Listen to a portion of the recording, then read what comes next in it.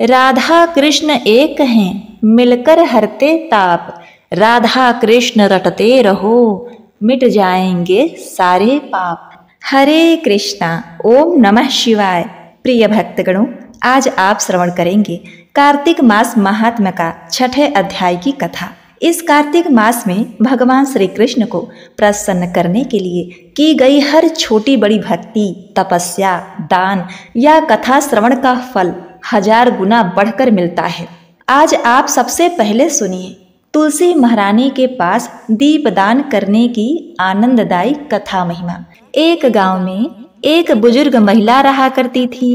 वह बहुत ही पूजा पाठ करती थी। वह रोज तुलसी माता की पूजा करती थी और वह बुजुर्ग मैया रोज तुलसी माता से कहती, हे तुलसी माँ, तुम मुझे बहू दे, पीतांबर की धोती दे, मीठा मीठा घास दे, बैकुंठ में वास दे, चटक की चाल दे, पटक की मौत दे, चंदन का काठ दे, रानी सा राज दे, दाल भात का भोजन दे, 11 की मौत दे और कृष्ण जी का कंधा दे। वह बूढ़ी मैया हर महीने में तुलसी माता की रोज पूजा करती और उनके विरले को रोज सींचती। तुलसी माता बुजुर्ग मैया की बात को सुनकर धीरे धीरे सूखने लगी। तभी भगवान श्री कृष्ण जी ने देखा कि तुलसी माता सूख रही हैं और तभी एक दिन भगवान श्री कृष्ण तुलसी माता के सामने प्रकट हुए और भगवान श्री कृष्ण जी ने तुलसी माता से पूछा, हे तुलसी, तुम क्यों सूख रही हो? सभी महिलाएं तुम्हारी पूजा करती हैं और तुमको रोज सींचती हैं, लेकिन फिर भी तुम सूखती जा रही हो। इसका क्या कारण है? जिसके बाद तुलसी माता ने भगवान श्री कृष्ण जी से कहा कि हे प्रभु, एक बुजुर्ग महिला मेरे पास रोज आती है और रोज एक ही बात बोलती है, हे तुलसी माता सबकी दाता, मैं तेरा बिड़ला सींचती हूँ, तुम मुझे बहू दे, पीतांबर की धोती दे, मीठा मीठा घास दे, बैकुंठ में वास दे, चटक की चाल दे, पटक की मौत दे, चंदन का काठ दे, रानी सा राज दे, दाल भात का भोजन दे, 11 की मौत दे और कृष्ण जी का कंधा दे। प्रभु, मैं उस बुजुर्ग महिला की सारी मनोकामनाएं पूरी कर सकती हूँ, लेकिन उसकी एक मनोकामना पूरी नहीं कर सकती। मैं कृष्ण जी का कंधा कहाँ से दूंगी? भगवान श्री कृष्ण जी तुलसी माता की बात सुनकर जोर जोर से हंसने लगे और फिर भगवान श्री कृष्ण जी ने तुलसी माता से कहा कि हे तुलसी, तुम चिंता मत करो। जब वह बुजुर्ग महिला की मृत्यु होगी तब मौके पर मैं और आप ही कंधा देंगे। सुबह जब वह पूजा करने आए तब कह देना कि सब कुछ मिल जाएगा। कुछ दिनों बाद वह बूढ़ी मैया ठोकर खाकर रास्ते में गिरकर मर गई। पूरे गांव के सभी लोग आए और उस मैया को सभी लोग धर्मात्मा मानते थे। उसको तुलसी जी की डोकरी कहते थे, अर्थात भक्तिन कहते थे। उसके परिवार में कोई नहीं था, इसीलिए गांव वालों ने ही उसके अंतिम संस्कार करने की योजना बनाई और उसे नहलाकर जब बैकुंठी पर बैठाने के लिए उसे उठाने लगे तो उसका मृत शरीर इतना भारी हो गया था कि उसे कोई उठा नहीं पाया। यह सब देखकर वहां के सभी लोग तरह तरह की बातें करने लगे और कहने लगे कि यह माई तो इतना पूजा पाठ करती थी, हर समय माला फेरती थी, इसीलिए यह इतनी भारी हो गई। वहीं दूसरे गांव में चर्चा होने लगी कि डोकरी माई कोई भक्ति नहीं थी, वह तो छल कपट करने वाली ढोंगी थी। हम जिसे धर्मात्मा समझते थे वह तो पापी है जो किसी से भी नहीं उठ रही। यह किसके कर्मों की सजा है? इधर भगवान ने सोचा मेरे भक्त की निंदा हो रही है, इसीलिए भगवान ने बूढ़े ब्राह्मण का वेश धारण करके वहां पर आए और वहां पर एकत्रित लोगों से पूछने लगे, यहाँ पर इतनी भीड़ क्यों लगी है? जिससे लोग कहने लगे कि यह बूढ़ी माई मर गई है और पाप इतना था कि जिससे यह उठ नहीं पा रही है। सब लोग उठा उठाकर थक गए। तब ब्राह्मण ने कहा, मुझे एक बार बूढ़ी माई के कान में कुछ कहने दो, फिर देखो कैसे उठती हैं। तो सभी लोगों ने कहा, आप अभी प्रयास करके देख लीजिए। तब भगवान ने उस बूढ़ी मैया के कानों में कहा, हे बूढ़ी माई, देखो मैं आ गया। जो बूढ़ी माई पूजा करते समय शब्द कहती थी, वही शब्द उसके कानों में कहने लगे, हे बुढ़िया माई, तू बिड़ला सींचती है मेरा, मैं करूँ निस्तार तेरा। हे बुढ़िया माई, बहू ले, बेटा ले, पोता ले, पोती ले, लड्डू ले, पीतांबर की धोती ले, गहना ले, घी का घड़ा ले, मीठा मीठा खीर ले, और दाल भात का भोजन ले, धन ले, दौलत ले, तुलसी का पत्ता ले, मुँह में गंगा जल ले, 11 के दिन चंदन का काठ ले, श्री कृष्ण जी का कंधा ले। इतना सुनते ही बुढ़िया माई हल्की हो गई। भगवान ने बोला, आओ इसको उठाओ। भगवान ने हाथ लगाया तो बुढ़िया माई उठ गई। सबको बड़ा आश्चर्य हुआ। उसे खूब धूमधाम से ले जाया गया। भगवान उसे अपने कंधे पर ले गए। पूरे गांव में इसकी चर्चा होने लगी। जिससे उसको मुक्ति मिल गई, वह बैकुंठ में चली गई। सब लोग देखते रह गए। सभी लोग ने देखा, शमशान घाट तक तो ब्राह्मण साथ ही आया था, लेकिन अब वह दिखाई नहीं दे रहा। इससे लोगों को समझ में आ गया, वह कोई और नहीं, स्वयं भगवान ही बूढ़े ब्राह्मण के रूप में आए थे। तो बोलिए श्री राधा कृष्ण भगवान की जय। प्रिय भक्तों, अब आप सुनिए आज का कार्तिक मास महात्मा का अध्याय। एक बार सागर पुत्र जलंधर अपनी पत्नी वृंदा सहित असुरों से सम्मानित हुआ सभा में बैठा था। तभी वहां गुरु शुक्राचार्य का आगमन हुआ। उनके तेज से सभी दिशाएं प्रकाशित हो गईं। गुरु शुक्राचार्य को आता देखकर सागर पुत्र जलंधर ने असुरों सहित उठकर बड़े आदर से उन्हें प्रणाम किया। गुरु शुक्राचार्य ने उन सबको आशीर्वाद दिया। फिर जलंधर ने उन्हें एक दिव्य आसन पर बैठाकर स्वयं भी आसन ग्रहण किया। फिर सागर पुत्र जलंधर ने उनसे विनम्रता पूर्वक पूछा, हे गुरुजी, आप हमें यह बताने की कृपा करें कि राहु का सिर किसने काटा था। इस पर दैत्य गुरु शुक्राचार्य ने विरोचन पुत्र हिरण्यकश्यपु और उसके धर्मात्मा पौत्र का परिचय देकर देवताओं और असुरों द्वारा समुद्र मंथन की कथा संक्षेप में सुनाते हुए बताया कि जब समुद्र मंथन से अमृत निकला तो उस समय देव रूप बनाकर राहु भी पीने बैठ गया। इस पर इंद्र के पक्षपाती भगवान विष्णु जी ने राहु का सिर काट डाला। अपने गुरु के मुख से इस प्रकार के वचन सुनकर जलंधर के क्रोध की सीमा न रही। फिर उसने अपने धस्मर नामक दूत को बुलाया और उसे शुक्राचार्य द्वारा सुनाया गया वृत्तांत सुनाया। तत्पश्चात उसने धस्मर को आज्ञा दी कि तुम शीघ्र ही इंद्रपुरी में जाकर इंद्र को मेरी शरण में लाओ। धस्मर जलंधर का बहुत आज्ञाकारी एवं निपुण दूत था। वह जल्द ही इंद्र की सुधर्मा नामक सभा में जा पहुंचा और जलंधर के शब्दों में इंद्र से बोला, हे देवता धाम, तुमने समुद्र का मंथन क्यों किया और मेरे पिता के समस्त रत्नों को क्यों ले लिया? ऐसा करके तुमने अच्छा नहीं किया। यदि तू अपना भला चाहता है तो उन सब रत्नों एवं देवताओं सहित मेरी शरण में आ जा, अन्यथा मैं तेरे राज्य का ध्वंस कर दूंगा। इसमें कुछ भी मिथ्या नहीं है। इंद्र बहुत विस्मित हुआ और कहने लगा, पहले मेरे भय से सागर ने सब पर्वतों को अपनी कुक्षी में क्यों स्थान दिया और उसने मेरे शत्रु दैत्यों की रक्षा क्यों की? इसी कारण मैंने उनके सब रत्न हरण कर लिए हैं। मेरा द्रोही सुखी नहीं रह सकता, इसमें संदेह नहीं। इंद्र की ऐसी बातें सुनकर वह दूत शीघ्र ही जलंधर के पास आया और सब बातें कह सुनाई।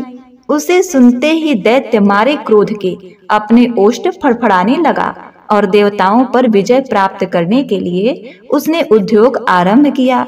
फिर तो सब दिशाओं पाताल से करोड़ों करोड़ों दैत्य उसके पास आने लगे। शुंभ निशुंभ आदि करोड़ों सेनापतियों के साथ जलंधर इंद्र से युद्ध करने लगा। शीघ्र ही इंद्र के नंदन वन में उसने अपनी सेना उतार दी। वीरों की शंख ध्वनि और गर्जना से इंद्रपुरी गूंज उठी। अमरावती छोड़ देवता उससे युद्ध करने चले। भयानक मार काट हुई। असुरों के गुरु आचार्य शुक्र अपने मृत संजीवनी विद्या से और गुरु बृहस्पति द्रोणागिरी से औषधि लाकर जिलाते रहे। इस पर जलंधर ने क्रुद्ध होकर कहा, मेरे हाथ से मरे हुए देवता जी कैसे जाते हैं? जिलाने वाली विद्या तो आपके पास है, तत्पश्चात यह सागर पुत्र युद्ध भूमि में आकर बड़े तीव्र गति से देवताओं का संहार करने लगा। जब बृहस्पति तो द्रोणाचल को उखड़ा हुआ सुनने पाया, वह भयभीत हो देवताओं के पास आए और कहा कि युद्ध बंद कर दो, जलंधर को अब नहीं जीत सकोगे। पहले इंद्र ने शिव जी का अपमान किया था। यह सुन देवता युद्ध में जय की आशा त्याग कर इधर उधर भाग गए। सिंधु सूत निर्भय हो अमरावती में घुस गया। नारद जी ने कहा, तब इंद्र आदि देवता वहां से भय कंपित होकर भागते भागते बैकुंठ में विष्णु जी के पास गए। देवताओं ने अपनी रक्षा के लिए उनसे स्तुति की। देवताओं की उन दीनवाणी को सुनकर करुणा सागर भगवान विष्णु ने उनसे कहा, हे देवताओं, तुम भय को त्याग दो, मैं युद्ध में शीघ्र ही जलंधर को देखूंगा। ऐसा कहते ही भगवान गरुड़ पर जा बैठे। तब समुद्र तनया लक्ष्मी जी ने कहा, हे नाथ, यदि मैं सर्वदा आपकी प्रिया और भक्ता हूँ तो मेरा भाई आप द्वारा युद्ध में नहीं मारा जाना चाहिए। इस पर विष्णु जी ने कहा, अच्छा, यदि तुम्हारी ऐसी ही प्रीति है तो मैं उसे अपने हाथों से नहीं मारूंगा, परंतु युद्ध में अवश्य जाऊंगा, क्योंकि देवताओं ने मेरी बड़ी स्तुति की है। ऐसा कहकर भगवान विष्णु युद्ध के उन स्थान में जा पहुँचे जहाँ जलंधर विद्यमान था। जलंधर और विष्णु जी का घोर युद्ध हुआ। युद्ध के तेज से कंपित देवता सिंहनाद करने लगे। फिर तो अरुण के अनुज गरुड़ के पंखों की प्रबल वायु से पीड़ित हो दैत्य इस प्रकार घूमने लगे जैसे आंधी से बादल आकाश में घूमते हैं। तब अपने वीर दैत्यों को पीड़ित होता देखकर जलंधर ने क्रुद्ध हो विष्णु जी को उद्धृत वचन कहकर उन पर कठोर आक्रमण कर दिया। दोनों ओर से गदाओं, बाणों और शूलों आदि का भीषण प्रहार हुआ। दैत्यों के तीक्ष्ण प्रहारों से व्याकुल होकर देवता इधर उधर भागने लगे। तब देवताओं को इस प्रकार भयभीत हुआ देखकर गरुड़ पर चढ़े भगवान युद्ध में आगे बढ़े और उन्होंने अपना सारंग नामक धनुष उठाकर बड़े जोर का टंकार किया। त्रिलोक शाब्दिक हो गए। पल भर में भगवान ने हजारों दैत्यों के सिरों को काट दिया और फिर विष्णु और जलंधर का महासंग्राम हुआ। बाणों से आकाश भर गया। लोग आश्चर्य करने लगे। भगवान विष्णु ने बाणों के वेग से उस दैत्य की ध्वजा, छत्र और धनुष बाण काट डाले। इससे व्यथित हो उसने अपनी गदा उठाकर गरुड़ के मस्तक पर दे मारी। साथ ही क्रोध से उस दैत्य ने विष्णु जी के छाती में भी एक तीक्ष्ण बाण मारा। इसके उत्तर में विष्णु जी ने उसकी गदा काट दी और अपने सारंग धनुष पर बाण चढ़ाकर उसको विधना आरंभ किया। इस पर जलंधर इन पर अपने पैने बाण बरसाने लगा। उसने विष्णु जी को कई पैने बाण मारकर वैष्णव धनुष को काट दिया। धनुष कट जाने पर भगवान ने गदा ग्रहण कर ली और शीघ्र ही जलंधर को खींच कर मारी, परंतु उस अमोघ गदा की मार से भी वह दैत्य कुछ भी चलायमान न हुआ। उसने एक अग्निमुख त्रिशूल उठाकर विष्णु जी पर छोड़ दिया। विष्णु जी ने शिव के चरणों का स्मरण कर नंदन नामक त्रिशूल से उसके त्रिशूल को छेद दिया। जलंधर ने झटपट विष्णु जी की छाती पर एक जोर का मुद्रिक मारा, जिसके उत्तर में भगवान विष्णु जी भी उसकी छाती पर अपनी एक मुद्रिक भुजाओं और उसकी छाती पर एक मुट्ठी बाहुओं और मुट्ठी से भी बाहु युद्ध करने लगे। कितनी देर तक भगवान उसके साथ युद्ध करते रहे। तब सर्वश्रेष्ठ मायावी भगवान उस दैत्य राज से मेघवाणी से बोले, रे रण दुर्मद दैत्य श्रेष्ठ, तू धन्य है जो इस महायुद्ध में इन बड़े बड़े आयुधों से भी भयभीत न हुआ। तेरे इस युद्ध से मैं प्रसन्न हूँ, तू जो चाहे वर मांग। मायावी विष्णु की ऐसी बाणी सुनकर जलंधर ने कहा, हे भावुक, यदि आप मुझ पर प्रसन्न हैं तो यह वर दीजिए कि आप मेरी बहन तथा अपने सारे कुटुंबियों सहित मेरे घर पर निवास करें। नारद जी बोले, उसके ऐसे वचन सुनकर विष्णु जी को खेद तो हुआ, किंतु उसी क्षण देवेश ने तथास्तु कह दिया। अब विष्णु जी सब देवताओं के साथ जलंधरपुरी में जाकर निवास करने लगे। जलंधर अपनी बहन लक्ष्मी और देवताओं सहित विष्णु जी को वहां पाकर बड़ा प्रसन्न हुआ। फिर तो देवताओं के पास जो भी रत्न थे सबको ले जलंधर पृथ्वी पर आया। निशुंभ को पाताल में स्थापित कर दिया और देव दानव यक्ष गंधर्व सिद्ध सर्प राक्षस मनुष्य आदि सबको अपना वंशवर्ती बना त्रिभुवन पर शासन करने लगा। उसने धर्मानुसार सुपत्रों के समान प्रजा का पालन किया। उसके धर्म राज्य से सभी सुखी थे। हरे कृष्णा। कार्तिक मास महात्म्य के आज के अध्याय में बस इतना ही। इसके आगे का वृत्तांत आप सभी अगले अध्याय में सुनिएगा। तो आज मैं सुना रही हूँ रविवार महालय की बड़ी ही दुर्लभ कथा। प्रिय भक्तगणों, सृष्टि की उत्पत्ति के समय श्री हरि विष्णु की नाभि से एक कमल दंड प्रकट हुआ, जिससे परम पिता ब्रह्मा जी की उत्पत्ति हुई थी। उसी समय चारों ओर अंधकार व्याप्त था। उस समय परम पिता ब्रह्मा ने ओम शब्द का उच्चारण किया था, जिससे एक प्रकाश पुंज प्रकट हुआ था और उस प्रकाश पुंज से सारे संसार का अंधकार दूर हो गया था। वही प्रकाश पुंज भगवान सूर्य देव का आदि रूप माना जाता है।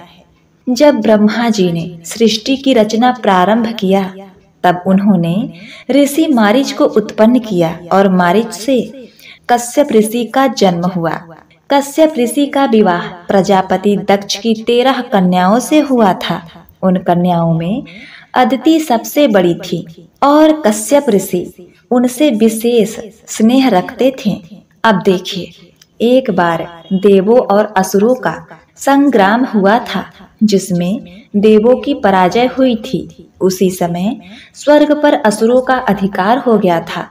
उसी समय नारद ऋषि देवी अदिति के पास गए और बोले कि देवताओं को उनका अधिकार दिलाने के लिए आप सूर्य देव की तपस्या करो और उनसे यह वरदान मांगो कि वह आपके पुत्र के रूप में जन्म ले। देवी अदिति और ऋषि कश्यप ने सूर्य देव की कठोर तपस्या की, जिससे प्रसन्न होकर सूर्य देव प्रकट हो गए और उन्हें वर मांगने को कहा। ऋषि बोले कि देवताओं को उनका अधिकार दिलाने के लिए आप हमारे पुत्र के रूप में जन्म लें। सूर्यदेव उनको वरदान देकर वहां से चले गए। समय आने पर माता अदिति के गर्भ से भगवान सूर्यदेव का जन्म हुआ। सूर्यदेव के जन्म से प्रकृति में चारों तरफ उत्साह और उमंग की लहर दौड़ गई। इसके पश्चात सूर्यदेव ने असुरों को पराजित करके इंद्र को उसका अधिकार दिलाया। त्रिदेवों ने उन्हें ग्रहों का राजा माना और फिर सूर्यदेव सूर्यमंडल के सूर्यलोक में स्थित होकर संसार को प्रकाशित करने लगे। सूर्यदेव अपने कर्तव्य का बड़ी निष्ठा से पालन करते थे, परंतु संसार चक्र चलाने के लिए ब्रह्मा जी को सूर्यदेव के समान ही उनके पुत्रों की आवश्यकता थी।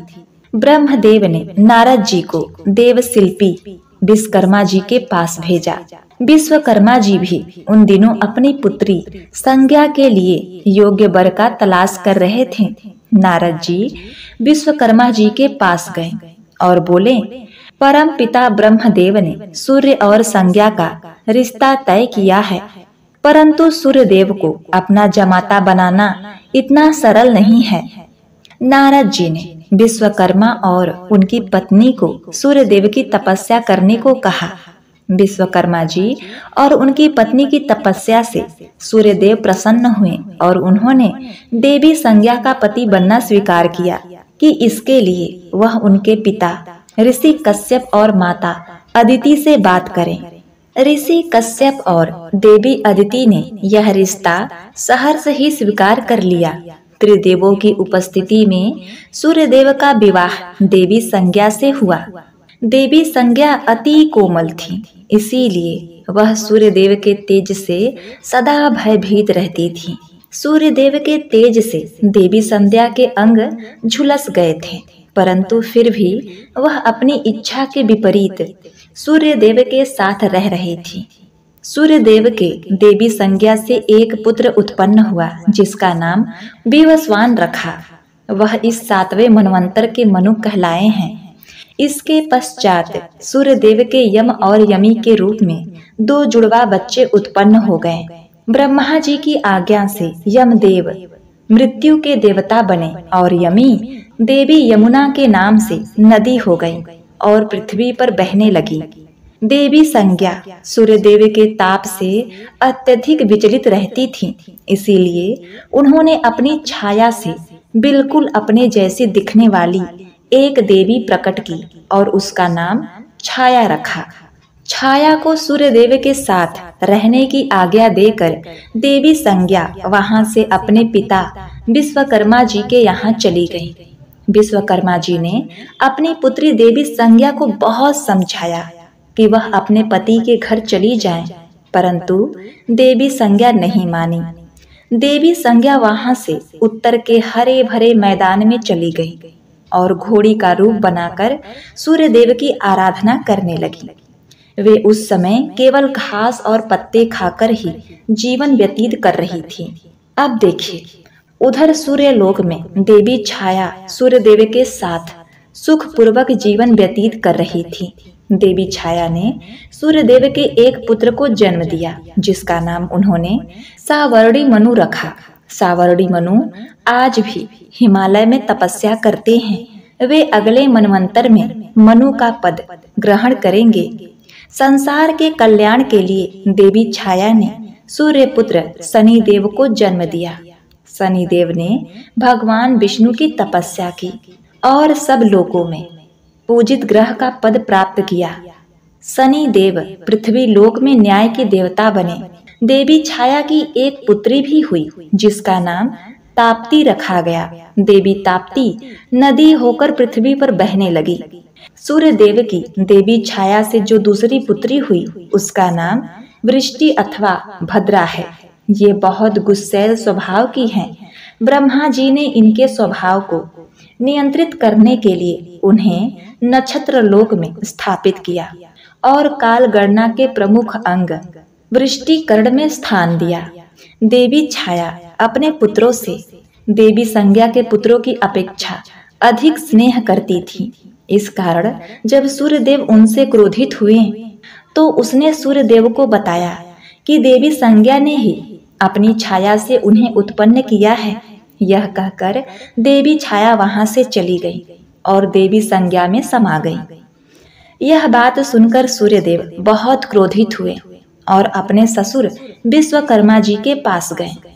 वह विश्वकर्मा जी को अपने तेज से भस्म कर देना चाहते थे। विश्वकर्मा जी ने सूर्यदेव का बहुत आदर सत्कार किया और उन्होंने कहा, अगर आप आज्ञा दें तो मैं अपनी विद्या से आपके तेज को नियंत्रित कर दूंगा। सूर्यदेव की आज्ञा से विश्वकर्मा जी ने उनके तेज को 12 भागों में विभक्त किया, जिसमें से 12 आदित्य उत्पन्न हुए। यह आदित्य हैं धाता, आर्यमान, मित्र, वरुण, अंश, भग, इंद्र, विवस्वान, पूषा, पर्जन्य, तवष्टा और 12वें विष्णु उत्पन्न हुए, जो अंत में प्रकट होने के कारण सबसे छोटे होते हुए भी गुणों में सर्वश्रेष्ठ हैं। सूर्यदेव को पहले विभावसु भी कहा जाता था, परंतु देव शिल्पी विश्वकर्मा जी के द्वारा उनके तेज को विभाजित करने के कारण उनका तेज और प्रखर हो गया और वह परम रूपवान हो गए थे। इसके पश्चात सूर्यदेव देवी संज्ञा को ढूंढने निकल पड़े। उन्होंने देखा कि देवी संज्ञा घोड़ी के रूप में उत्तर के हरे भरे मैदान में उनकी आराधना कर रही हैं। वह घोड़े का ही रूप बनाकर उनके पास गए और उनके साथ रहने लगे। उसी रूप में देवी संज्ञा ने सूर्यदेव के 2 पुत्रों को जन्म दिया, जिनका नाम अश्विन कुमार रखा गया। अश्विन कुमार देवताओं के वैद्य कहलाते हैं। अपने पिता द्वारा सूर्यदेव के तेज को नियंत्रित करने के कारण देवी संज्ञा बहुत प्रसन्न हुई और वह सूर्यदेव के साथ सूर्यलोक वापस चली गई और वहां पर देवी संज्ञा ने रेमंतक नामक पुत्र को जन्म दिया। रेमंतक सूर्यदेव के साथ रहते हैं और उनके साथ ही सारे संसार को प्रकाशित करते हैं।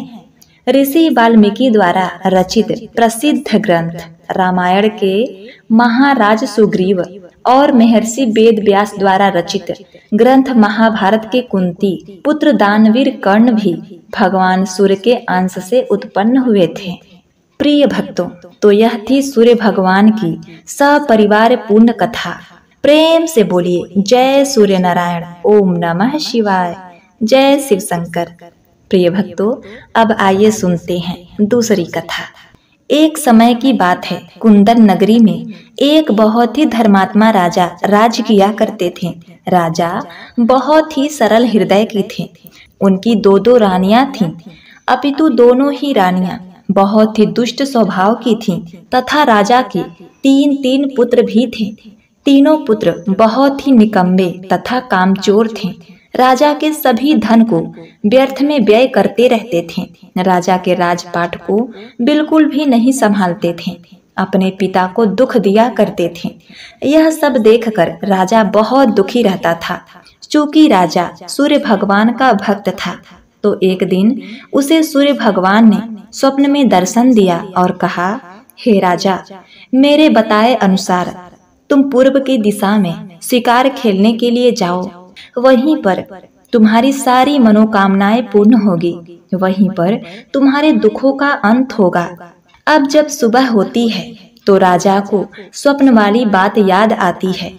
भगवान सूर्यदेव के आदेश से राजा जंगल की तरफ चला जाता है।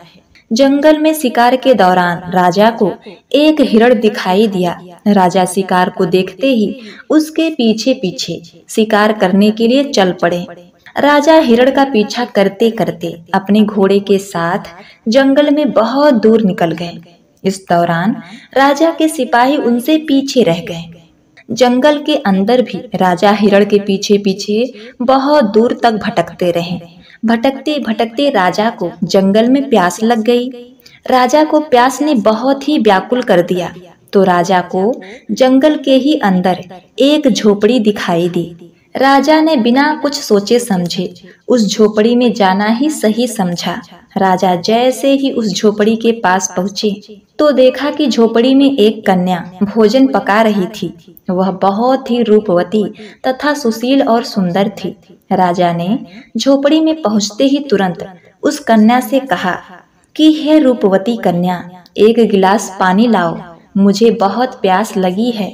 कन्या ने राजा को पहचाना नहीं, लिहाजा एक खाट लाकर बिछा दी और राजा को आम आदमी की तरह बैठने के लिए कहा। थोड़ी देर में राजा के लिए कन्या एक गिलास पानी लेकर आ गई। पानी देखते ही राजा ने राहत की सांस ली। लेकिन जैसे ही राजा ने पानी पीने के लिए गिलास हाथ में लिया तो राजा बेहद क्रोधित हो गए, क्योंकि पानी के गिलास में खराब तिनके पड़े हुए थे। राजा ने क्रोध में कन्या से पूछा कि तुम्हारे पिता कहाँ हैं? कन्या ने बेहद शांत स्वभाव में कहा कि मेरे पिता तो मिट्टी को मिट्टी में मिलाने गए हैं। राजा को लगा ये कन्या उनके साथ कोई मजाक कर रही है। ऐसे में राजा का क्रोध और बढ़ गया। लेकिन राजा को प्यास ज्यादा लगी होने के कारण राजा ने कन्या को दूसरा साफ पानी लाने को कहा। कन्या थोड़ी देर में दूसरा पानी का गिलास ले आई। राजा ने पानी पिया और अपनी प्यास बुझाई। राजा पानी पी रहे थे, इतने में लड़की के पिता भी बाहर आ गए। लड़की के पिता ने राजा को देखते ही पहचान लिया और राजा से हाथ जोड़कर आदर पूर्वक प्रणाम किया। लड़की के पिता ने कहा, महाराज, आज आप मुझ गरीब की झोपड़ी में पधारे और आपको देखकर मैं धन्य हो गया। कहिए, मैं आपका क्या सेवा कर सकता हूँ? तो राजा ने कहा कि आज मैं जंगल में हिरण का शिकार करने आया था और शिकार करते करते मैं बहुत आगे निकल गया और मेरे सभी सिपाही मुझसे पीछे छूट गए। ऐसे में जंगल के बीच में जब मुझे प्यास लगी तो जंगल के बीच में आपकी झोपड़ी दिखाई दी। झोपड़ी के अंदर आया तो देखा कि ये कन्या भोजन पका रही है। सोचा कन्या से पानी मांगकर पी लूं ताकि प्यास बुझ जाए। तब तुम्हारी इस दुष्ट कन्या ने मुझे जल में तिनके डालकर दे दिए ताकि मैं पानी ना पी सकूं। और जब मैंने आपके बारे में पूछा तो इसने बताया कि पिता मिट्टी को मिट्टी में मिलाने गए हैं। राजा ने गुस्से में कहा कि आपने अपने कन्या को कैसे संस्कार दिए हैं। राजा की बात सुनकर लड़की के पिता ने राजा को जवाब दिया महाराज, कन्या ने आपको बिल्कुल सही बात कही है। दरअसल एक व्यक्ति की मृत्यु हो गई थी। मैं उन्हीं की मिट्टी में गया था। इसी बीच वो कन्या अपने पिता के लिए पानी का गिलास लेकर आई तो लड़की के पिता ने उससे पूछा कि बेटी, आपने राजा को पानी में तिनके मिलाकर क्यों दिए? तो कन्या ने कहा, पिताजी, राजा बहुत दूर से आए थे, उनका शरीर पसीने से तरबतर था। ऐसे में यदि राजा को मैं तुरंत पानी दे देती तो राजा बीमार हो सकते थे। इसीलिए मैंने सोचा कि राजा को मना तो नहीं कर सकती, पर पानी में तिनके मिलाकर दे दूं ताकि राजा दिया हुआ पानी ना पी सके। और इतने में जब तक मैं दूसरा पानी लाऊं तब तक राजा का पसीना भी सूख जाए। राजा ने जैसे ही कन्या की बात सुनी तो वो भावुक हो गया। उसने सोचा कि जिस कन्या पर वह इतना क्रोध कर रहा था, आखिर वो कन्या उसके भले के लिए किस तरह से सोच रही थी। राजा कन्या की बात सुनकर बहुत ही प्रसन्न हुआ। राजा ने निश्चय किया कि मैं इसी कन्या से विवाह करूंगा, यही मेरी रानी होगी और यही मेरे होने वाले राजकुमार को जन्म देगी और इस राज्य के होनहार तथा दयालु राजा को जन्म देगी।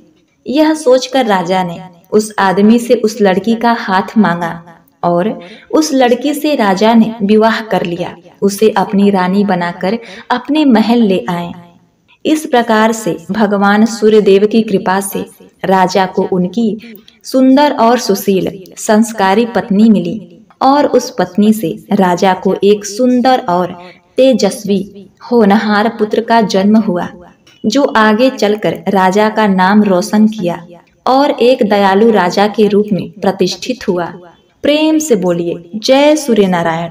प्रिय भक्तगणों, अब आप श्री तुलसी माता की आरती का श्रवण करें। तुलसी महारानी नमो नमो, हरि की पटरानी नमो नमो। तुलसी महारानी नमो नमो, हरि की पटरानी नमो नमो। धन तुलसी पूरन तप कीनो, धन तुलसी पूरन तप कीनो। शालिग्राम बनी पटरानी नमो नमो। तुलसी महारानी नमो नमो, हरि की पटरानी नमो नमो। जाके पत्र मंजरी कोमल, श्रीपति कमल चरण लपटानी नमो नमो। तुलसी महारानी नमो नमो, हरि की पटरानी नमो नमो। धूप दीप नैवेद्य आरती, पुष्पन की वर्षा बरसानी नमो नमो। तुलसी महारानी नमो नमो, हरि की पटरानी नमो नमो।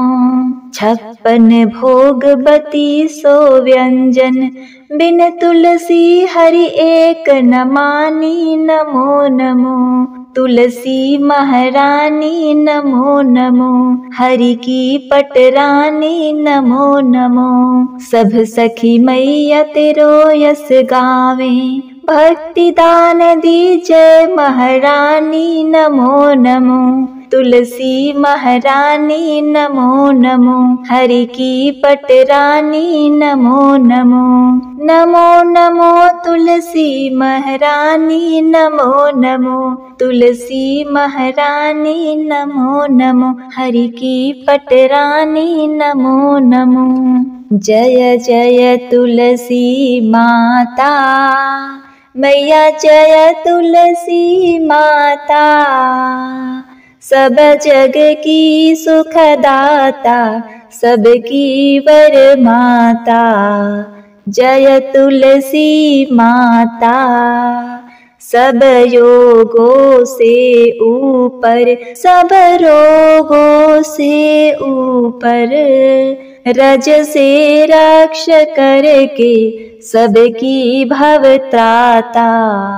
जय तुलसी माता। बटु पुत्री है श्यामा, सुरबली ग्रामा।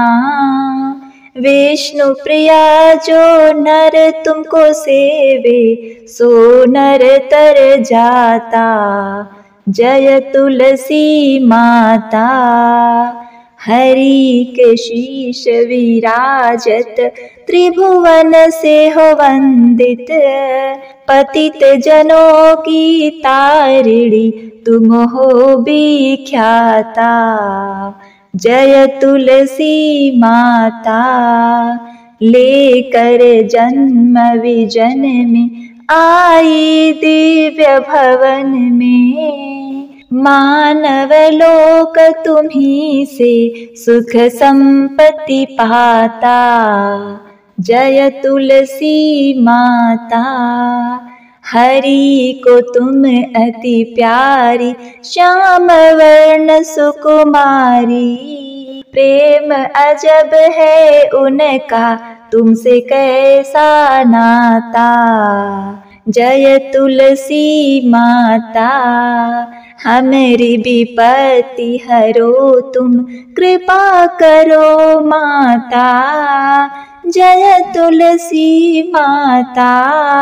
जय जय तुलसी माता। मैया जय तुलसी माता। सब जग की सुखदाता, सबकी वर माता। मैया जय तुलसी माता। प्रेम से बोलिए तुलसी मैया की जय। ओम नमो भगवते वासुदेवाय नमः। प्रिय भक्तगणों, अब आप श्रवण करिए तुलसी माता के चालीसा। श्री तुलसी महारानी करो विनय सिर नाय, जो मम हो संकट विकट दीजो मात नशाय। नमो नमो तुलसी महारानी, महिमा अमित न जाय बखानी। दियो विष्णु तुमको सन्माना, जग में छायो सुयस महाना। विष्णु प्रिया जय जयति भवानी, तेहु लोक की हो सुख खानी। भगवत पूजा कर जो कोई, बिना तुम्हारे सफल न होई। जिन घर तब नहीं होय निवासा, उस पर करहि विष्णु नहीं वासा। करे सदा जो तब नित सुमिरन, तेहि के काज होय सब पूरन। कार्तिक मास महात्म तुम्हारा, ताको जानत सब संसारा। तब पूजन जो करे कुआरी, पावे सुंदर वर सुकुमारी। करे जो पूजा नित प्रीति नारी, सुख संपत्ति से हो सुखकारी। वृद्धा नारी करे जो पूजन, मिले भक्ति होवे पुलकित मन। श्रद्धा से पूजय जो कोई, भवनिधि से तर जावे सोई। कथा भागवत यज्ञ करावे, तुम बिन नहीं सफलता पावे। छायो तब प्रताप जग भारी, ध्यावत तुम ही सकल चित धारी। तुम ही मात यंत्र तंत्र में, सकल काज सिद्धि हो क्षण में। औषधि रूप आप हो माता, सब जग में तप यश विख्याता। देव ऋषि मुनि और तपधारी, करत सदा तब जय जयकारी। वेद पुराण तब यश गाया, महिमा अगम पार नहीं पाया। नमो नमो जय जय सुख करनी, नमो नमो जय दुख निवारिणी। नमो नमो सुख संपत्ति देनी, नमो नमो अघ काटन छेनी। नमो नमो भक्तन दुख हारी, नमो नमो दुष्टन मद छेनी। नमो नमो भव पार उतारिणी, नमो नमो परलोक सुधारिणी। नमो नमो निज भक्त उबारिणी, नमो नमो जन काज सवारिणी। नमो नमो जय कुमति नसावनी, नमो नमो सब सुख उपजावनी। जयति जयति जय तुलसी माई, ध्याऊं तुमको शीस नमाई। निज जन जानि मोहि अपनाओ, बिगड़े कारज आप बनाओ। करो विनय मैं मात तुम्हारी, पूर्ण आशा करहु हमारी। शरण चरण कर जोरी मनाऊ, निस दिन तेरे ही गुण गाऊं। करहु मात यह अब मोह पर दया, निर्मल होय सकल महकाया। मांगु मात यह वर दीजै, सकल मनोरथ पूर्ण कीजै। जानू नहीं तुम नेम अचारा, क्षमहु मात अपराध हमारा। 12 मास करे जो पूजा, तस सम जग में और न दूजा। प्रथम ही गंगा जग में आवे, फिर सुंदर स्नान करावे। चंदन अक्षत पुष्प चढ़ावे, धूप दीप नैवेद्य लगावे। करे आचमन गंगा जल से, ध्यान करे हृदय निर्मल से। पाठ करे फिर चालीसा की, स्तुति करे मात तुलसी की। यही पूजा विधि करे हमेशा, ताके तन नहीं रहे कलेशा। करे मास कार्तिक का साधन, सोवे नित पवित्र सिद्ध हुई जाई। यह सब कथा महा सुखदाई, पढ़े सुने सो भव तर जाई। श्री तुलसी चालीसा, पाठ करे जो कोय। गोविंद सो फल पावही, जो मन इच्छा होय। प्रेम से बोलिए श्री तुलसी मैया की जय।